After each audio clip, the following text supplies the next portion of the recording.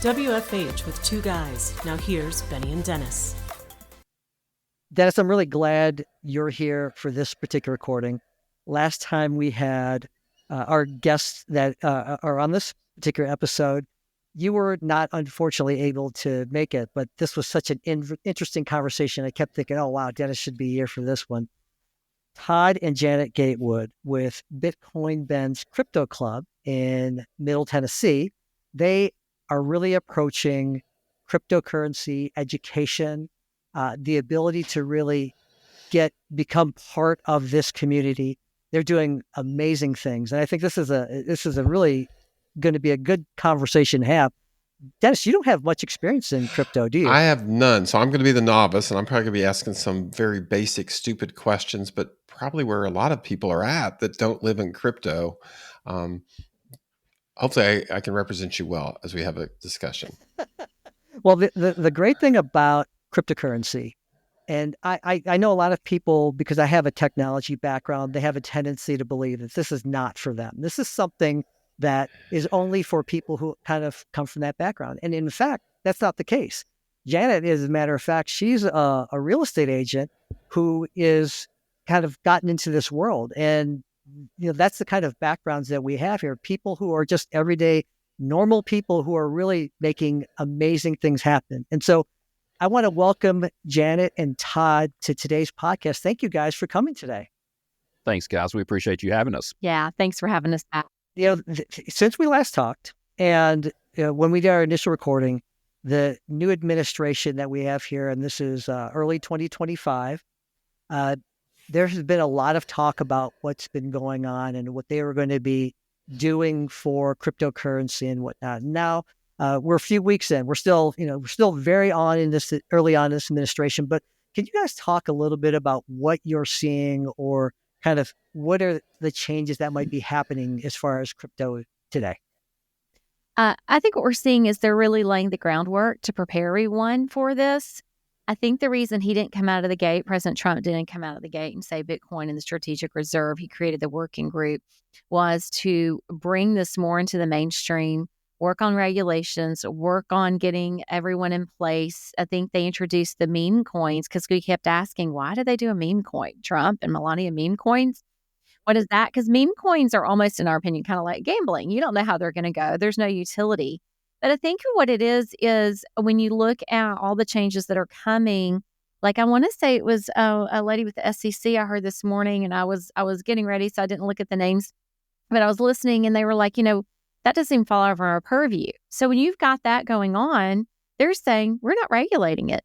We know, so we work with Bitcoin Ben Semchee with the Bitcoin Ben Crypto Club here in Nashville, and he has connections in Washington, and his guy up there in the White House has said they're not coming after anyone with the crypto businesses or the Bitcoin businesses, because in our community we have been very, we've been scared they're going to come after, but we believe in it, and we believe in freedom, and we want everyone to have a chance and not just fill the deep pockets of a few elite at the top. And so it's very exciting, encouraging, knowing that they're not coming after us. They want us to build. They want us to create. They want us to go all in, building all of this network. We've been building the plumbing for 3 years in the space that we're in. It takes time to build businesses. So we've been working with him, getting these businesses ready. And there are many that we're involved with besides the club, so that once it's ready and we can hit go, we can go. Yeah, and that's the thing, too, is we haven't even scratched the surface of all the businesses that are going to be created through all this ecosystem. So it's really going to be an interesting next 5, 10, 15, 20 years of what's built in Bitcoin and the different platforms that you're going to see in the not too distant future. And it's basically like the internet, except on steroids. So what you're going to see is this is the monetary structure of the internet, basically. Like they've now said that the banks can hold Bitcoin. Do you know how huge that is? We've had so many friends unbanked where the bank shut them down because they had Bitcoin in the name or they were working with cryptos. And so that's amazing, because just like yesterday, we pay our lease every month here. But we don't keep a lot of cash in the banks because we don't trust the banks, right? They can bail in now instead of bail out. Look that one up if you're listening to the podcast and what that means to your funds. So we just put enough in to run our bills every month. So we have checks going back and forth. If everything was Bitcoin and the banks had Bitcoin, then all I would have to do is just shoot that lease over to my landlord. It would be done in, less than 30 minutes. And I never have to worry about what time of day it is. Oh, wait, I have to take 7 business days for the check to clear and then another 7 days, business days for it to go. And then they have to approve that check. Like it's a pain in the neck. So you're talking about streamline, efficiency, cutting that middleman out. I mean, the banks are going to be still in there with fees, but it's going to be different. Yeah, because Bitcoin is basically, and anything on the blockchain is like 24/7, 365, a day. It's easy because it makes it where you can conduct business without having to worry about all the stipulations and stuff. Well, we're closed, or we're closed for this holiday, or we're closed, because it's the weekend or anything like that. And that's really not an efficient way to conduct business. Anybody that owns a business realizes if I don't get this in, it's going to be the following week before it processes. And that's just not an efficient way to run business. It really isn't. But they can get sleep because they're not working 24/7 like we do. Well, it's not. Hey, banker's hours. No. It's no longer banker's hours with these phones. No one has banker's hours. So Janet, so I don't do Bitcoin today. So, how much can I start with? How do you start? What do you do if you're this person that's never done Bitcoin? How do I get my feet into the creek? So, Dennis, do you have a PayPal or Venmo account? I have or Venmo. Cash App? I have Venmo. Okay. Open up your phone. Look at Venmo. Okay. You can buy Bitcoin right now. You can buy $5 worth, $10 worth, unless they have a limit. You can, if you have any of those apps, you can buy it right now. Like one thing Todd likes to say is just get off zero. Get off zero. You can dollar cost average for as little as $10 a week, $10 a month, $10 a year, just whatever you're comfortable with. And it's like, get off zero, and there's no risk at that. Even if it's just a small amount. So you're sitting here holding this. Okay, Janet, I bought $5 on Venmo. What do I do now? Bitcoin, we look at it as our retirement. We look at it as to hold, not to spend. You can spend it, but so there is a card we love, and we have a link to. It's called the Fold card. They have a preloaded debit card that's a Visa. They now are introducing a credit card. Can you imagine your points being just earning Bitcoin instead of travel points? When you're talking about the number one appreciating asset ever, you can start earning as points on a credit card. The preloaded Visa, you can buy. So when you're buying up to $500 a day, that is our preferred place to buy. Up to $500 worth of Bitcoin is on the Fold card. So you can buy up to $500 a day. Or if you have a wallet, so when's listening and they say, hey, I have all this Bitcoin, they can move over $500 a day from their wallet to the Fold card and then push it to their Fold card. So you can spend your Bitcoin that way. And I mean, there is a transaction in that point where that Bitcoin is being traded for fiat at that moment, but it's a great way to get in. If you are wanting to buy more than $500 worth, our preferred vendor is Caleb & Brown. They've been around for over 10 years. And I can give you the link when we're done that you can share with your listeners. They are reduced cost as far as purchasing it. They're trusted. We've done numerous transactions with them. They're consistent. They're concierge. You can be on the phone with them in about 30 minutes. And I think we're going to have them on our podcast next week. We are. But we love these guys and this company. And so we're really excited about the partnership with them. But if you're doing over $500 worth, that's our preferred second way to buy it. You can buy over the counter on Coinbase. You can buy it on Uphold. You can buy it on Kraken. We just don't advise you leave your Bitcoin on an exchange because you don't own it. And one of the things we talk about is self-custody, which is scary to some people.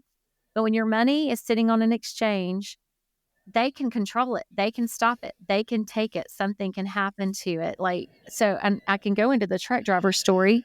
But you can always you can also do tests, like test sends where you make sure that it's going to the correct address and stuff. And let's say if you lose $10, it's better than losing more than that. So they always tell you when you're taking your money off it to do a test. Always.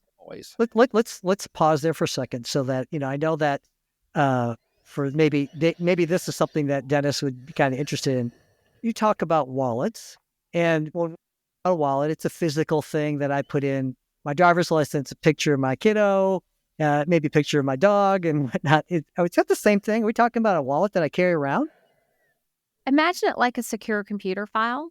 We just call it a wallet. It holds the phrases. Your Bitcoin. So when we talk about Bitcoin wallets or crypto wallets, the wallets don't physically hold the Bitcoin. It's on the blockchain, but they have those phrases. It's like they have the keys, that's your seed phrases, your keywords that get you to where that Bitcoin is. And that says that's yours, that belongs. It's like a super secret to you. password, right? It is like a super secret password. 12 phrases, and there are 24. You can have tons of wallets. You can have mobile wallets on your phone called hot wallets. You can have cold wallets that are not connected to the internet. You can have them on a physical device. You can have multiple ones on a physical device. Like we sell crypto-only laptops. There are a variety of ways to hold it. And that's where our club members are not just in Nashville. They're worldwide.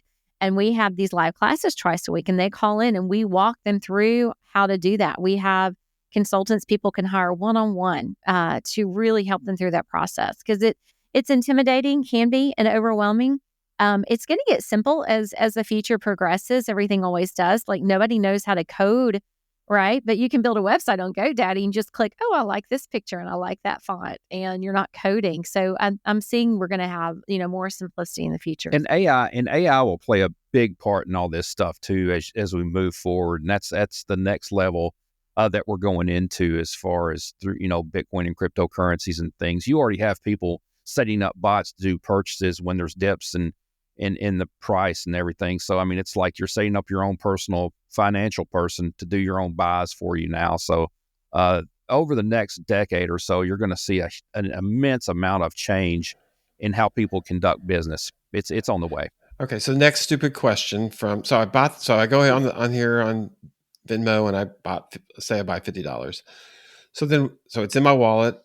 So how do I make money off that? Or what's happening to that Bitcoin behind the scenes? Because I'm like you, I'm not going to spend it. I'm just going to hold on to it.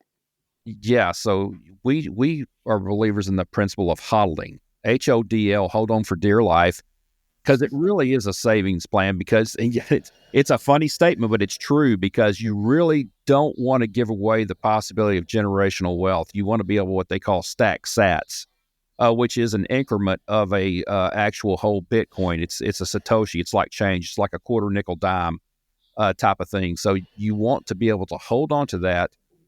We always tell people, don't bet the farm on it, but at least get in there and purchase it and save it. And then, still use your fiat if you have to purchase and pay your bills and everything, but don't spend your Bitcoin if you can avoid it. A lot of times what happens is people, they really get what I call gold bug eyes, and they keep purchasing without thinking about, well, how am I going to pay my bills? Well, if you put all your money into Bitcoin, gold, or whatever, and you don't save enough to pay bills, then you're going to end up having to sell back your asset. And then you're going to look down 10, 15 years down the road and say, why in the world did I put myself in a situation where I'm not able to hold generational wealth? I had to send it back to pay for bills. Dennis, look at it as a savings account. What is it doing there? You're holding your future there, because it's grown exponentially. You hold it, like Todd said, like 4 years. As you see that there is a cycle. If you look up something called the rainbow chart, we've had a whole class on it. So look up the rainbow chart and it'll show you how it's cyclical. We have these 4-year cycles. The things that are happening this year, though, are all of the institutional investors coming on board, all of the countries coming on board. If you start seeing, because what is it? We heard this morning, in about 2 weeks, actually in 2 weeks, we did hear this morning, that the insider guy in DC said that they're going to start putting, they're going to start buying Bitcoin for our strategic reserve. Yeah. That is happening in 2 weeks. I just forgot that. It's been a busy morning. And so if they're going to start adding 80,000 Bitcoin, 100,000 a month, they're only 700,000 Bitcoin available at any point. Yeah, because President on Trump, a market. And what President Trump's wanted to do, during his term, he's wanting to do $1 million a year in Bitcoin. So that's $4 million of Bitcoin over his term. That's huge. That is huge. So when you think about it, there are only 21 million Bitcoin, right? That's what makes it worth the scarcity of it is what makes it valuable. Just like a home, location. There are only so many homes in that perfect place. That's why people pay more for it. It's not going to be, so all of it's going to go up in value. So about 19.9 million have already been mined, which is an algorithm. It's how they create Bitcoin and create the blockchain we explained in the last podcast. So what's going to happen is what's out there is going to be worth a lot more as all of these countries come on board. So, I mean, we're really excited because we've just been kind of waiting. We know it's been kind of staying around 95,000, 100,000 right now. But Kathy Wood today, she thinks it's going to hit 1.5 million this year. Someone else said maybe 500,000. We'd be delighted to see it hit 150 or 200,000. I mean, we like to look at things very conservatively. If it goes up, great. But that $50, watch it. Like, this is going to be fun to go, okay, this date, I put this in there. When you see that change and grow, what percentage is it growing? And imagine that on a larger scale. And as far as looking at your resources. But we look at it as your savings, as your retirement. Like, anytime we can buy $10 worth, $15 worth instead of going to get a coffee, we're going to do it because it's going to pay off. And we're looking at the future, and we don't, it can shore up Social Security. I think they will, but I'm not looking to Social Security. Neither is Todd, to provide for our future. We're looking to ourselves, and Bitcoin's how we're going to do it. Interesting. So another question. So there's some people I know that got the negative side of cryptocurrency where they put in a little bit, somehow they got hooked up with the wrong group, and the next thing you know, they're in for $50,000, $60,000, $70,000, but then they start getting, hacked and spammed and threatened and all this other stuff. How do you avoid that as this person that's not real into Bitcoin anyhow, but they get, because I think the friend that I know started with like $500, and then they saw it go up, and then it just went exponentially large, but it was a scam basically on that one. I would look at, where did they buy it? Who are they talking to? What are they doing? Is this all through email? Like, the thing is you shouldn't be talking to anybody. Like, as far as like online, email, whatever. If you buy from like a Coinbase, you're not gonna be on the phone with somebody. Emails, like, we teach people, you don't click links in your emails. You just don't. Even if it looks legit. If you think, oh, that's Coinbase, just go online on another tab, go in and log into Coinbase and get the information that way. Don't click any links ever. It's that one day when you're tired and you click that link and it's the scam because they look like the companies and they can scrape your whole laptop. I don't know if he had his seed phrases somewhere, if he'd saved them in a digital file and he clicked something and it gave key access through the keys. Like, there's so many ways. We all have to be so careful and responsible in this day and time with technology. I'm a realtor, right? I used to answer every call that came into my phone. I can't believe it, but I don't now. If I don't know the number, I don't answer it. And if I lose business, I lose business. There's so many scams coming through. Plus, some guy named Robert has my phone number on his list. And I'm getting all these calls from like a coffee shop.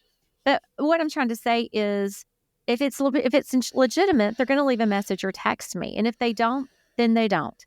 But there are scams coming through the phone lines. My mother's in assisted living, and she told me yesterday she gets calls all the time.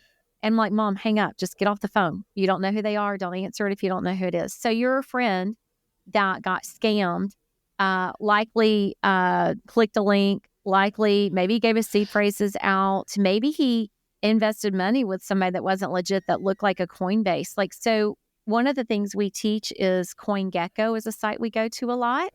And you go to CoinGecko. So if you're interested in a project, so like say, hey, I want to look at that Trump coin or whatever, go to CoinGecko, look for it there and click the website link there and know you're getting the real website for that coin. They'll tell you how to buy it. They'll tell you what wallet to use. And like Dennis, your mind right now, and Benny, so you probably have a lot of questions, even about word choices and things I'm saying. That's why we do the classes. That's why we're live here and in person. And that's why we have the clubs, because people are getting scammed all the time. Todd, you had one this morning that got scammed. I did. I had a gentleman that called me on the way to a event, and he was telling me about, he had taken someone called up and offered him a $400,000 loan in Bitcoin or something along that line, and was like, I just want to find out if I'm doing this right. He didn't give any money, fortunately, but they were saying, they were showing the value at like $2.3 million, and all you have to do is send us $200,000 and we can free that up for you, and this, that, and the other. And it's a typical scam. We've heard it all, but he was just wanting, like he's like, I would be willing to pay someone $100,000 or whatever just to help me get out of this. And I was like, because they made it sound like if you don't do this, we're going to come after you. And I was like, no, that's a typical scam. They're trying to scare you into paying that money, and then you're never going to see him again. So you're going to be out $200,000 if he doesn't pay off his loan. He also could not use the assets from his proceeds, supposedly of the 2.3, to pay the loan off. It had to come directly from him, which is another reason you should, have a consideration of that. That's a scam, because he should be able to take proceeds from, if he supposedly got $2.3 million and pay off that loan, but they wouldn't let him do it. They said, you have to send us your money personally to make it happen, which is a typical scam. As Bitcoin goes up in value, we're going to see it more and more. I get email. I haven't even told you this, Todd. I get emails almost every day with my address in it, threatening me if I don't send Bitcoin to a certain address. I just delete them, but I get them every day. And as this increases, like there was the banker I was talking to at a women's event here in Williamson County, and her client, someone clicked on a link and ransomware hit the whole company, and they had to send over $25,000 in Bitcoin before they would release it. They had to learn how to buy it and how to get it so they could send it. Bitcoin, that's the kind of stuff you're going to start seeing. People have to be careful. Bitcoin's not a bad thing. It's just you've got bad people. They'll even do stuff with cash. People come and go, oh, it's a scam. I'm like, I'm sorry. Has anything illegal ever been done with cash? Do you run away with bread with $5? And it's not $5 anymore. But you just think about that. The media on purpose has made Bitcoin, has said it's bad. It's bad. It's a scam. It's bad. The whole time they're all stacking Bitcoin. Jamie Dimon's a perfect example of that. So you really do, like we tell people, do their own research, be careful, and we teach those safe practices. Like, again, when you set up a wallet, I'm going to go back to the wallet, you're going to get 12 to 24 words. You're not going to want to put those on your phone. You're not going to want to take a screenshot of that because they can scrape that. You need to write it down on a piece of paper where your phone camera is not scanning over it, where someone can't see it. You safeguard that, just like your passwords. But you really have to be super careful. And that's what we teach people. We don't want them scared of it, but we want them very smart and very careful. So, Dennis, how do you feel now? What do you think? I would like to be part of a club and learn and have someone hold my hand and guide me through it versus just jumping I'd love in. to sign you up today. And so I'll reach out to you guys, and then we'll definitely, because I think it's I agree with you. I think it's something that's going to grow. I think, the administration is going to be supportive of it. It's very interesting. And, talking about our club, the majority of our club members are actually over the age of 50. Yeah. It's for all, it's 18 and up, but we're all at that point. We're looking ahead at retirement, what's going to be there. We're seeing our money disappear. We're seeing expenses go up. You can't retire when eggs are doubling and tripling every year. I mean, so we love. I'm actually investing in eggs right now. That's what I'm investing in. Get a lot of chickens, and barter. We're going to be on the barter system pretty soon. Yeah, rent a chicken. Yeah. I'll rent a chicken yesterday. Hey, shout out to a girlfriend. I have a girlfriend that has a very successful TikTok channel called Chicken Happy Hour. She's here in Williamson County. That's great. If you need a comic relief, go to Chicken Happy Hour. Have some fun. Good. Well, again, you guys have hit it out of the park in terms of the conversation. I really enjoyed this one. And I know that Dennis is, this is going to be something that Dennis and I are going to be talking about for months to come. But there's so much that has to be said and so much more information that people maybe need some guidance. So, Todd and Janet, what's the best way for people to get a hold of you? They can email us. If they want to email us directly, they can email us at info@bitcoinbencryptoclubnashville.com. Our website is bitcoinbencryptoclubnashville.com. We are in Cool Springs. So for those that are in the local area, if they're going to near Best Buy, we're close to Best Buy. Freestanding building at 1619 Galleria Boulevard. Our hours right now, they change sometimes seasonally.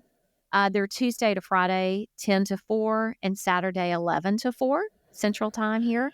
And our number is 562-526-0813. And so that's a great contact info. And love to help anybody. You want to stop in, just visit. I usually do the tours and everything, and be glad to show you the building, tell you what we're about. and willing to help anyone that walks in that has a question about how to self-custody, storage, purchase, whatever. That's what we're here for. And I'd love to say our classes are twice a week, Tuesday and Thursday at 12:30 to 1:30. They can come in person to the classes, look at them online, watch them later. We now have a library of over 50 classes that we've taught. It's fantastic. Well, guys, we're going to definitely have to have you back. We want to learn a little bit more and keep up with what's going on. I remember when people said, oh, this Bitcoin stuff, it's so expensive. It's close to $700 or whatever it is. Boy, I sure wish I had put a little bit more in that back then. But this is such a great conversation. I appreciate you guys so much. And thanks for stopping by. Yeah, Great to see you. thank you so much. It's great to see you, Benny. And nice to meet you, Dennis. Yeah, Yes. thanks, guys. Thanks for having us. You bet. Have some more Bitcoin and let's report back. Yeah. Sounds like a plan. All right, guys. Thanks for coming by. Have a Thanks. great week. Thank you. Well, Dennis, that's another podcast in the can. I know that a lot of you all want to know how to get in touch with us. Dennis, what's the best way for folks to be able to get a hold of you? Yeah, email's by far the best for me. It's Dennis J, so DENNISJ at worksolution.com, and that's WORX solution, no S at the end, so solution.com. Benny, how about you? Yeah, same thing. Get a hold of me. My email address is benny@velocitytechnology.group. That's BENNY at velocitytechnology.group. Also, for me and Dennis, you can find us on LinkedIn. Look for us on LinkedIn. Our Work From Home with Two Guys is on LinkedIn. And we also have a website, WFH2guys.com. Look us up. You'll find all the past episodes and some little bits of information that maybe we don't get a chance to talk to on the podcast. We put it out there too as well. And definitely share us with your friends and people in your network. Absolutely. Let us know what we can do to make this podcast your podcast. Give us some ideas. And if you'd like to be a guest, let us know. We'll talk to you guys soon. You've been listening to WFH with Two Guys. We'll see you next time.